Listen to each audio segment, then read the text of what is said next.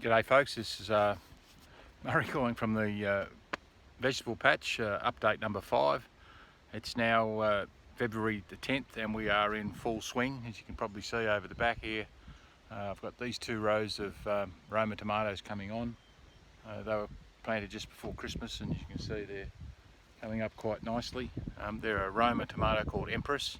The ones that have been very prolific for me this year are the ones over here. You can see that they're still growing and some of them are over 7 foot tall. They're called the Samurai, and further down you'll see the San Marzanos, which are taking a lot longer to grow, but the quality of the fruit is really good. I can see why they're not grown commercially, because they do take a lot of time, and compared to these high yielding very large fruit on the more modern Romas, you can see why they don't grow them commercially. These Empress have got away from me a little bit, so I've just been trussing them up today. But they're fruiting, as you can see already.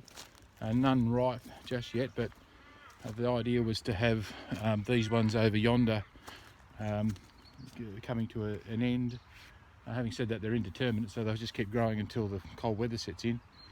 Yesterday I picked 265 kilos of tomatoes. One lot of corn has finished. The rock melons have finished. The watermelons are coming on. I'll show you those in a minute.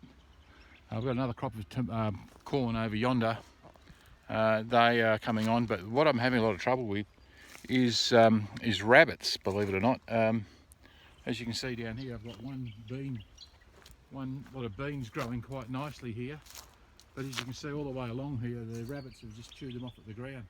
Got some basil down there, but these are all quite nice looking beans, but as you can see, they're getting chopped by the rabbits. They're leaving the snow peas alone, and up there more beans have been chomped. And also over this side, all my corn, this is all full of corn, and you can see the remnants of some corn there. The rabbits like corn, cucumbers and beans, as it seems. I must have the best fed rabbits in the district. The watermelons on this side are getting away quite nicely. I've had to push these back from encroaching upon the tomatoes. As you can see, there's probably a couple of hundred watermelons growing there. They're about a week or so away. Zucchinis just never stop. We've got some nice watermelons coming on shortly, pumpkin patch, and over here we have the rock melons. These are an Italian rock melon.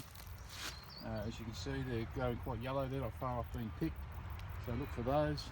I've put a little stall out the front of the house, or at the front of the property, which goes very well. The locals seem to be enjoying the fruit.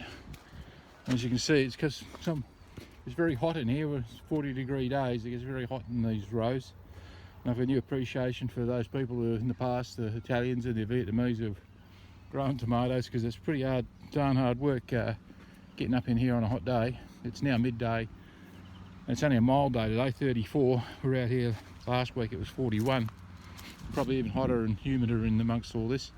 The paprika are going crazy. As you can see, I've got a lot of paprika. Some on that side are ripe. I've got a cart full over yonder that are to be processed under the tree. These corn here are going okay. The wind got to them the other day. We have strong easterlies here. I put them there specifically, one, to protect the crop of tomatoes and the paprika. As you can see, they've been getting whacked by the wind. I've been pulling out this row that's finished for the sheep. The sheep like eating the corn. These paprika are, look at this one here. It's chest high. And over yonder there, those dark green are Carolina Reapers, and I noticed that there's about 1,000 Carolina Reaper buds coming on. So for the chili heads out there, I'm not going to give those to anybody because they are quite dangerous. They are very strong, and I think it's got a lot to do with the soil. As you can see, I'm blessed with having some good soil right near the river. and that's what makes the quality of the fruit taste so good. But yeah, I've been working like a slave. The whole purpose of this garden was to get my fitness. I'm feeling very strong. I'm going all day these days. From yesterday I was out here about 8:30 till 8:30 at night, so 12-hour days. Feeling quite strong, starting to get a bit of muscle back in my arms and legs. And so that from that perspective, been very successful. What have I learnt? Well, you got to look after your health. And looking at this garden, that's how I'm feeling. Pretty abundant. Here are these chilies. And see if I can find you what they look like when they're green. Here's one right there.